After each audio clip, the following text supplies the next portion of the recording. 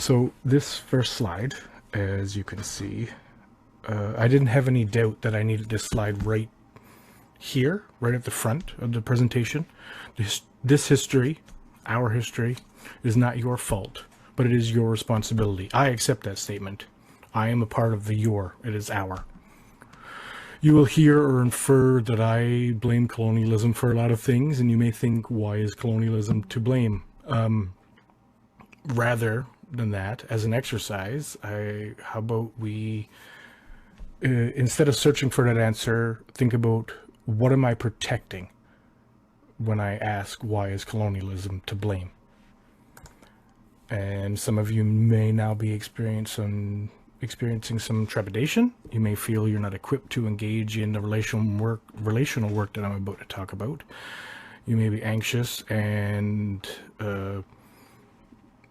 unsure around perpetuating misconceptions or stereotypes, making mistakes, or causing offense. I invite you to let go of all that for now, and let's have a conversation with a good mind and a good heart in a good way. My name is Ivan J. White. I am Memorial University's Office of Indigenous Affairs Indigenous Education Specialist. However, I am also a proud Mi'kmaq man from Flat Bay. I am an emissary for Mi'kmaq culture and heritage, and a strong advocate for justice for my community and its people. This is the PowerPoint, correct? There's a lot of windows open now. So, this is a slide that had some movement in it, but it doesn't currently have any movement in it, and so we'll move on without worrying about that. With these two definitions out in the world, with decolonize and indigenize, I originally intended to ask who and where are the responsibilities for decolonization.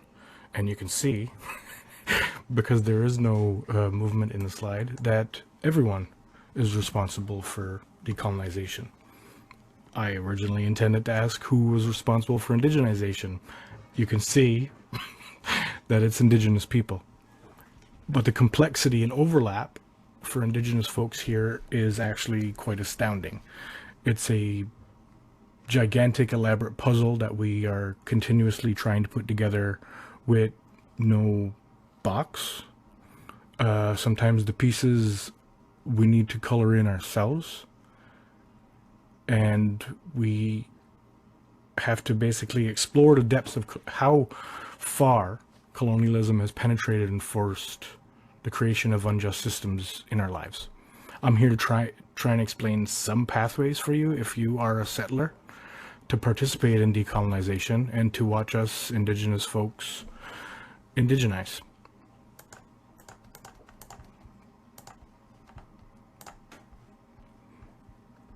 So this is a quote from a colleague of mine. I can either give you a minute to read it or read it myself to you.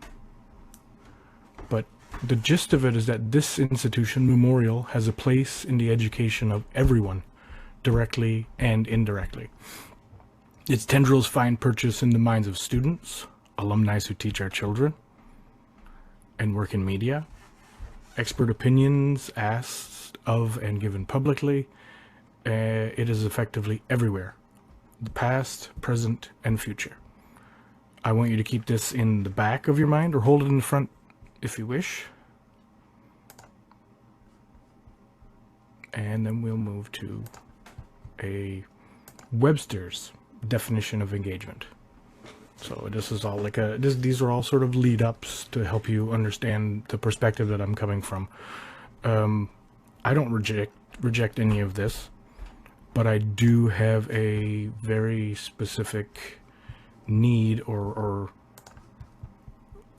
a want to ask who's participated in some form of engagement as defined by Webster's on this slide. The words I have in bold are where I want to focus basically this conversation. If anyone wanted to ask about or talk about where they've engaged. But to pull out those bold words, be present. You have to be part of the engagement, you yourself. It isn't your diploma. It isn't the papers on the wall. It isn't past work. It is you, the person, who has to be part of the engagement. Commitment, you have to be party to the relationship. Nothing, I'll get into Msit No'kmaq in a bit, but we are all connected. Everything is connected. So you have to be party to the relationship. That's the commitment. And in gear, you have to want to move things forward in a good way as well. You have to be present, committed, and in gear. You have to be there, be yourself, and want to move forward. Everyone moving forward in a good way.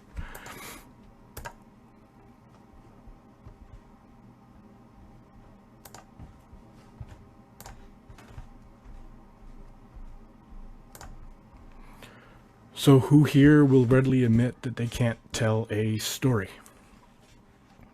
If you have it in your mind now that you can't, I am absolutely positive that you are wrong. You can tell one story. A story that connects and is unique and can inspire. It's your story. I learn from others and give learning back through sharing, which is what we understand as teaching nowadays. And from my community, this is usually called the oral tradition. I'm here today to infer from my own experience that decolonization is directly related to community engagement and storytelling. And my pedagogy, as I understand how that word sort of works, is storytelling. Case studies, my great scientist friends call it, if that helps. And I'm sure there are people here who would have other words to mean storytelling as teacher, case study, probably multiple different ways to talk about how I consider my pedagogy and how I understand or don't understand that word fully enough to feel I should be using it. Feel free to share those different words in the chat. So what does Ivan J intend to give us today? Not a special 3-step process to engage and interact with the community, some snake oil miracle cure. No. It's what I consider a fluid and agile guide to promote sharing, inclusion, and collaboration to create meaningful relationships. This is what community engagement is, if you want to boil it down to its essence: relationship building. I like to refer to this as a why presentation, not a how-to presentation.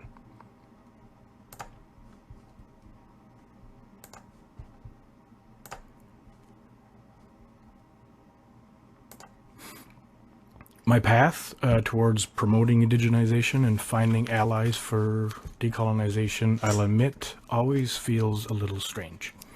And it's because of my story. I grew up, for the most part, in the communities of Shallop Cove, which I sit in now, and Flat Bay, which is a hop, skip, and a jump that way. I remember these places very fondly for the freedom I was afforded and for the love I was always shown by the people. I remain close to these places because they will always be home. Things began to change for me when I started to go to school in the neighboring community of St. George's, which is a jump, skip, and a hop that way. By the time I entered middle school, the attitudes that my father had experienced had shifted to an undertone of racism. I would become the Indian from Flat Bay at this point in my life, and it was very strange. It wasn't until years and years later, during a white passing moment, that I realized that for Indigenous people, this wasn't strange. This was normal. This was the world. It took years to develop past my trepidation as a white passing Mi'kmaq man.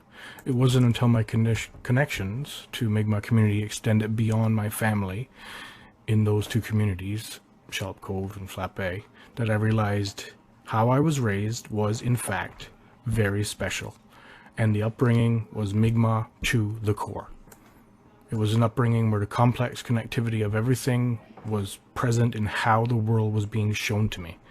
And my place in the world as a promoter of connectivity and a protector of the future was gently unfurled. This connection blossomed in early 2000s, I'd say between 2002 and 2006 to be specific.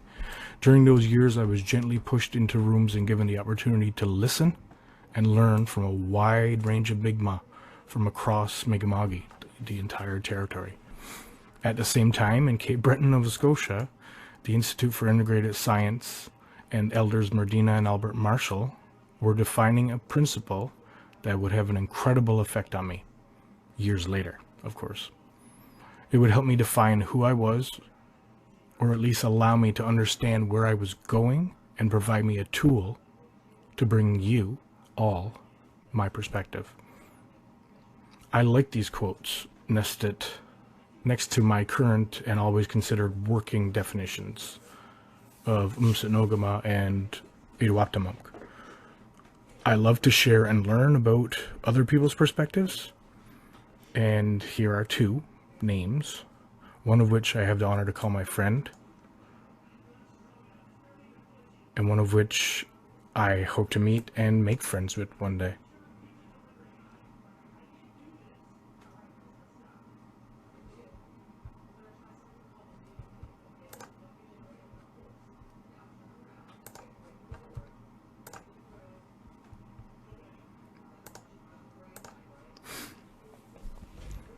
So now, where's the connection to storytelling? Well, my culture teaches that everything is connected and cannot be disconnected. It's very important when we say Msit No'kmaq and understand that everything is connected. Something doesn't disconnect. You, me, the words you write, the work that you do, the two-legged, the four-legged, the flyers, swimmers and crawlers, the living, the non-living, and the dead.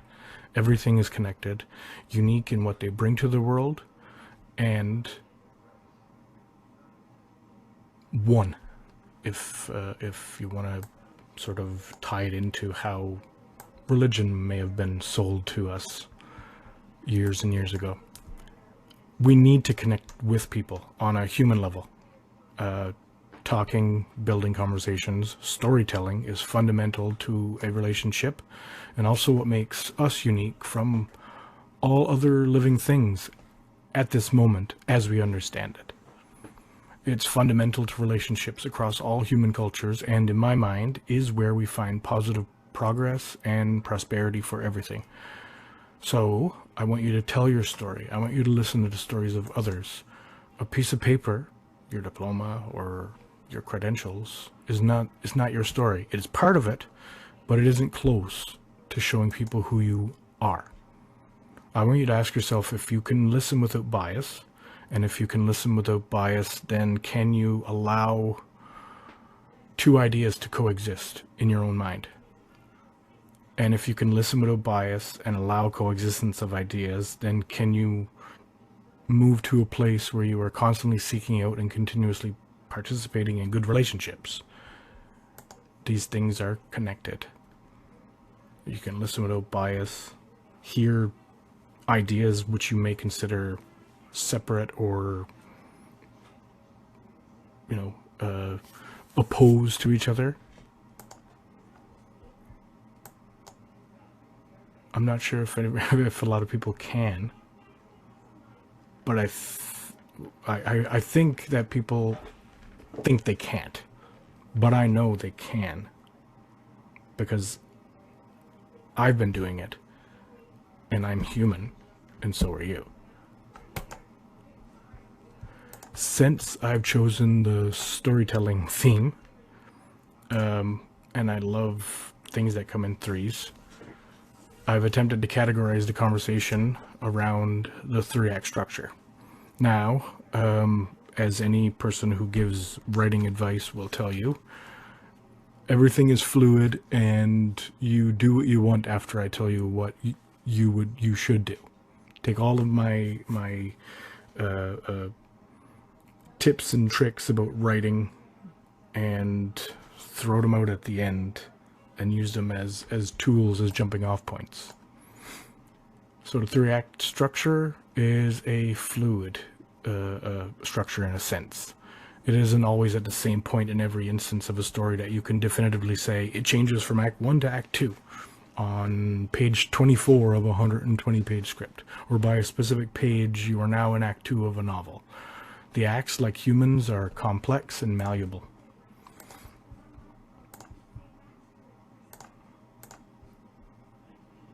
So Act 1 is a mending piece in practice. It's decolonization. And there isn't just one pathway to decolonize. There are many, but all have relationships with Indigenous people ingrained in them. And these relationships can illuminate paths. Here's one I found on my journey that I sort of leaned into a lot because it seems to work for me and the people who I converse with and have relationships with. We start with ID. We start with identifying what are colonial assumptions, what are colonial ideas, what are colonial values, and what are colonial practices. Then we challenge those assumptions, ideas, values, and practices. We create space, we listen, we share, we include, we collaborate, and we decenter that colonial lens. After we challenge, we revise. How do we sustain the system that we want beyond colonialism for the better? In the Western world, this is usually known as monitoring and evaluation. The fourth, and I'll admit the scariest, because we've seen replacement become the major opposition to pretty much every movement in history, right up to now. It takes a gluttonous amount of education to belay replacement as an opposition argument to decolonize. Even then, there are people who will not accept the concept in the slightest. The only way I've seen replacement happen and remain is through public support driven by evidence that the non-colonial ways, the non-Western ways, the non-settler ways work and work better. We all have to be open to decolonization. You have to make room for indigenization by decolonizing first.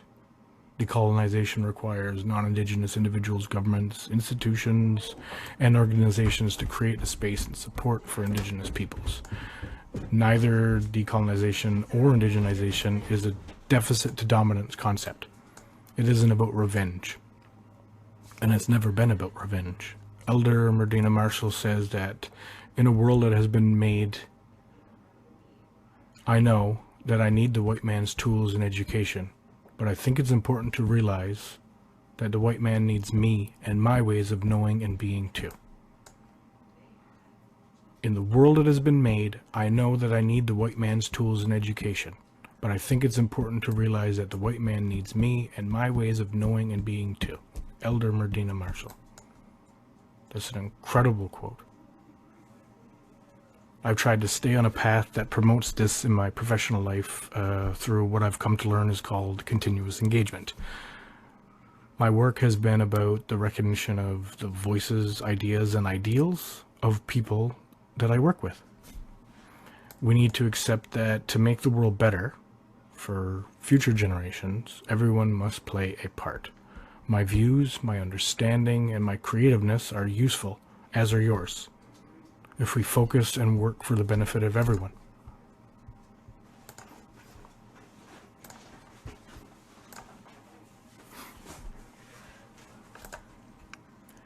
The rising and falling action is where we find ourselves in Act 2. Connectivity expressed through relationship and not transition. The ability of all people to reach a dramatic and world-changing turning point in the narrative of Homo sapiens. Just and prosperous relationships unhindered by bias and built of free and open kindness, I think is the word that's missing. Yes. Just and prosperous relationships unhindered by bias and built free and open are, from my perspective, made holistically from three parts. Again with three. That dovetail and connect together. And these three parts are sharing, inclusion, and collaboration.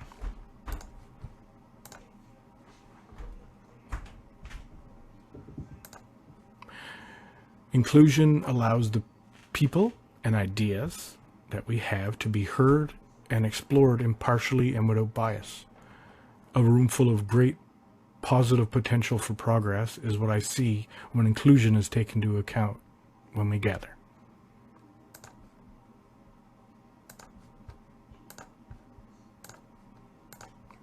Sharing at its base means to expect no return on an investment beyond what you've put into the relationship.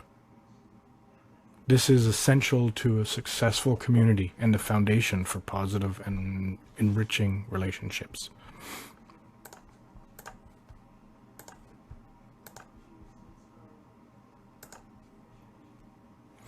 Collaboration is working together towards a common goal. Everyone lends a hand, as their ability and capacity allows, in progress towards that goal. And the goal that you work towards is for the benefit of as many people as you can imagine.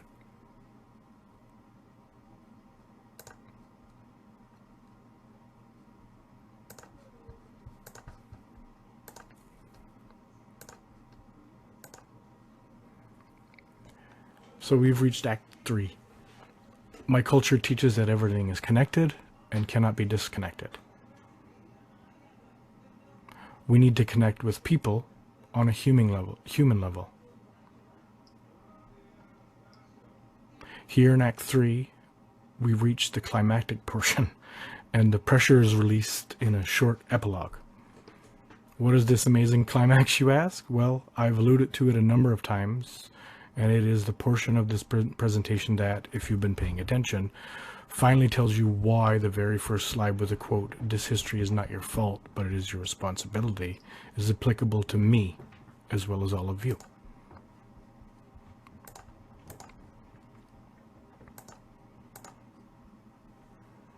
This definition of indigenization is taken directly from Memorial's strategic plan on indigenization.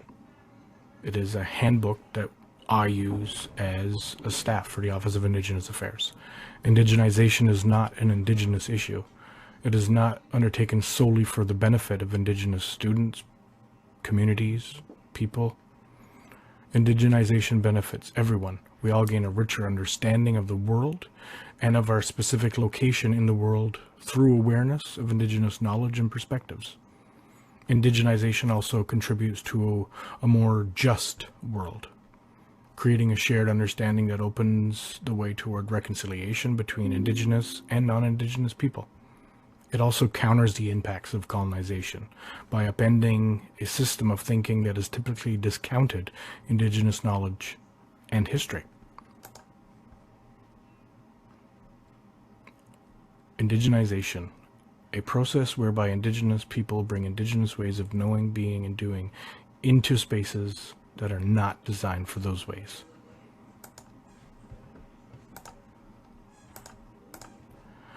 I want to thank you all for being here for this portion of the presentation. Walaliak, for attending this conversation and for allowing me to utilize Etuaptmumk to try and indigenize this space today. Only WebEx disagreed.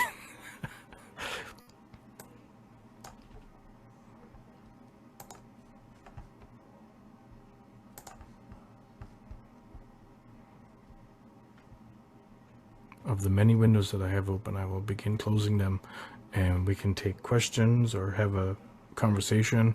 If you want me to bring a slide back, I can bring a slide back. If you want to see me struggle with that, that's fine. I'll struggle.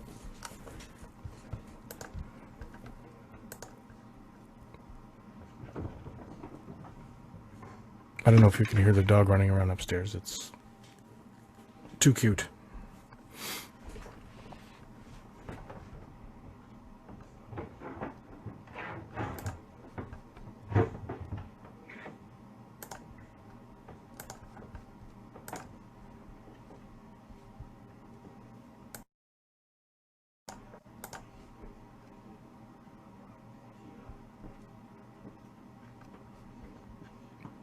I see a hand. You have the power. Thanks, Ivan. Can you hear me? Yes, I can. Okay, thanks for that. That's great.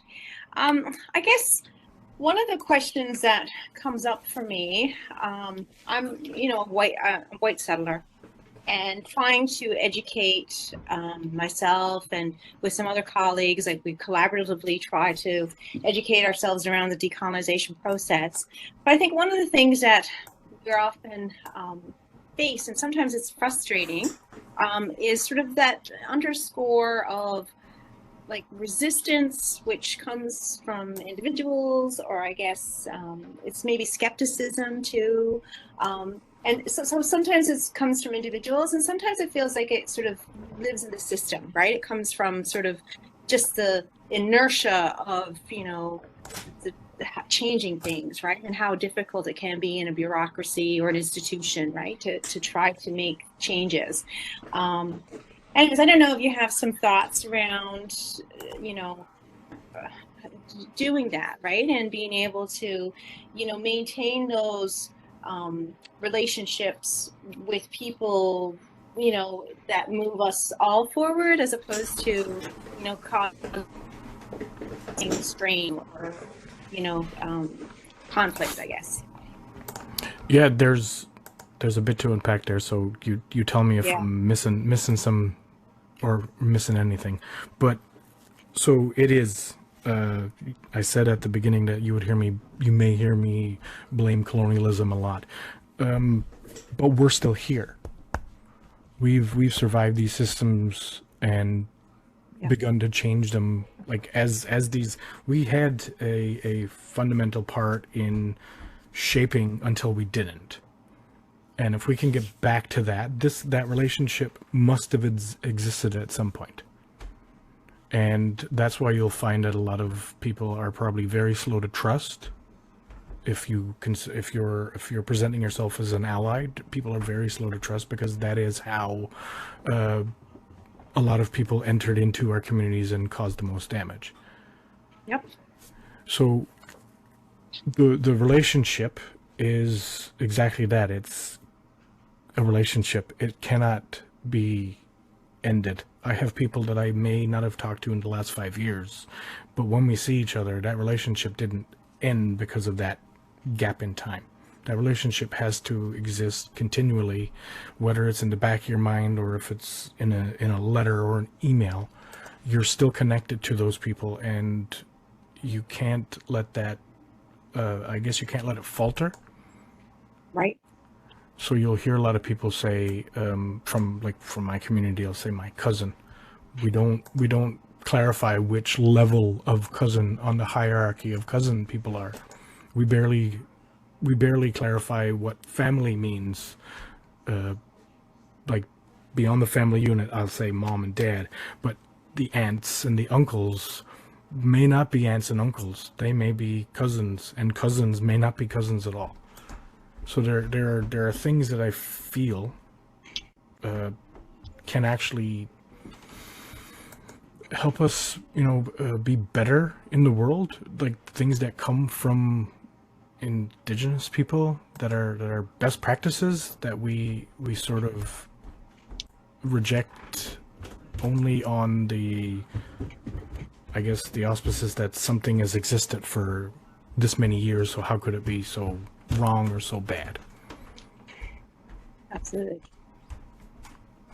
Yeah, thanks for that. No, and I guess I was also thinking too, not only sort of the relationship building across communities, so Indigenous and non-Indigenous, but even just, among within, our all other white settler colleagues or other, non-Indigenous colleagues, and trying to decolonize, because decolonization, I think, is such a big task, right? But we get kind of caught up in how do we actually break that down and make those fundamental changes in an institution, and I think part of it, you have to have that buy-in, right, from people that are going to I don't know, vote to make a change, say for example, or whatever, at a faculty council meeting or something like that, right? So yeah,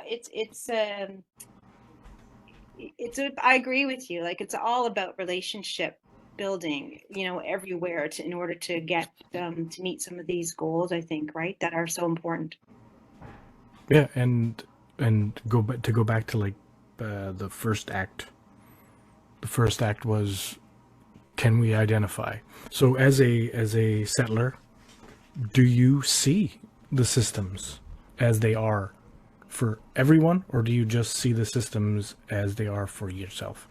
Right. So if you can get into identifying how these systems were set up as a very specific way for a very specific group of people, Exactly. then you can begin to connect with other people who will help you challenge. And to get to replacement is very difficult because, like, the clarion call now is, "You will not replace us." Right? That's what you hear when people get far enough along in their journey for equity, justice, and inclusion, that this springs up. It seems like it springs from nowhere, but it actually springs from a very childish and like, it springs from cowardice, from people who fear that other people, sadly, will do what they feel their ancestors did. Yeah. But it's never been about revenge. It's been about justice. And how can you have a system that is just if everyone didn't have a say in what the system is? Absolutely. Yeah. Thanks for that. Appreciate it.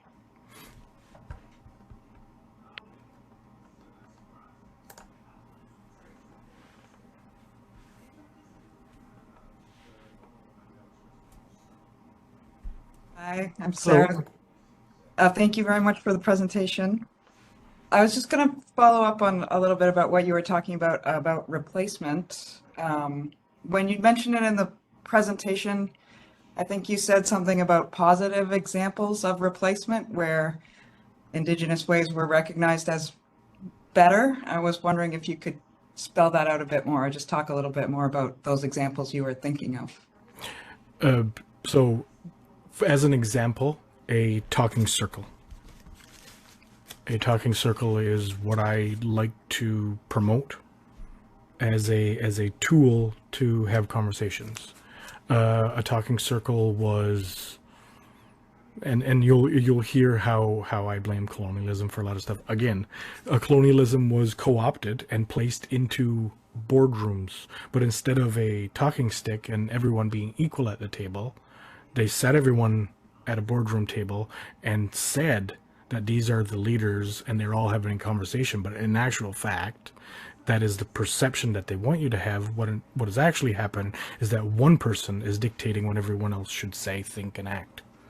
So it's been co-opted. But it's an absolutely fantastic idea that I've seen help people work through problems, social issues.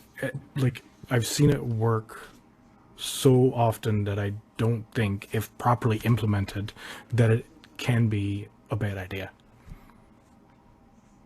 Thank I you. think Maslow's hierarchy of needs was also stolen from the Blackfoot, if you wanted to.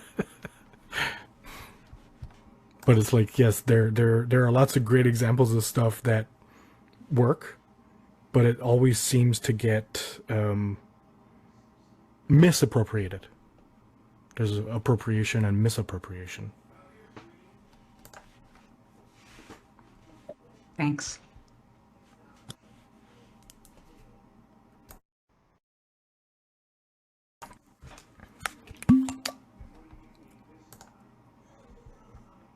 And if you're shy like me, you can type your question in the chat. Just send it directly to myself or the host. I don't see anyone. Okay.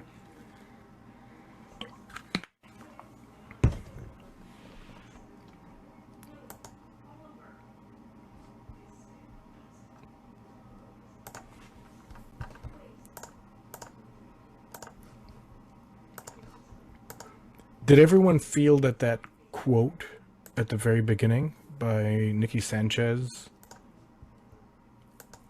fits. It was the final piece that I put into the deck, and I was unsure of where to put it until about 55 minutes ago, when I placed it up front and wrote that little paragraph about it. I mean, this history is not your fault, but it is your responsibility. You could take the whys out and have history is not our fault, but it is our responsibility, and that's how I read it. I take responsibility for my place going forward, my place now.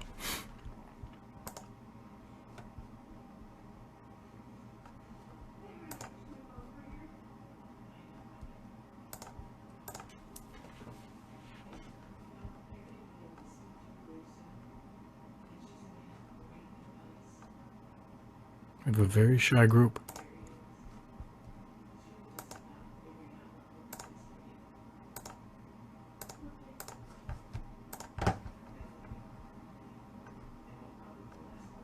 Carol has her hand up again. There, Ivan.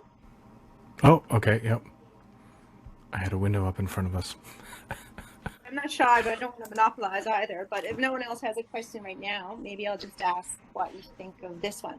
So I love the quote that you also put up around two-eyed seeing. And I think it's kind of it's a bit of a radical concept for many of us, right? And I guess my question would be is, you know, do you see university, post-secondary institutions as places where we can really have two-eyed seeing thriving? Like, are you optimistic about that? And how do we get there if that's the question? Yeah. I'll start from the back and move forward. We get there together, because that's what Etuaptmumk tells us. And Msit No'kmaq on the other side of the screen tells us that that's the only path, because we are all connected. So can I see it working in a university, in this university? Absolutely, I can see it in this university. I've been party to some great examples of it since I started at Memorial. I've seen engagement done properly. I've seen people literally connect with my parents working in Flat Bay, because they understood that that was how you properly do it. You're not just popping into the community, setting up a testing station, or doing 5 interviews and then leaving and never coming back. These people are known to my parents and my family, and on a first name basis. And at one point, there's a group of people who call my parents mom and dad. And if that isn't a good example of two-eyed seeing of Etuaptmumk, then I don't know what would be. But if these people can do it, this small group of people can do it, I'm sure that there are a lot more people at Memorial who can do it. That's a great example. Thanks. Yeah, great.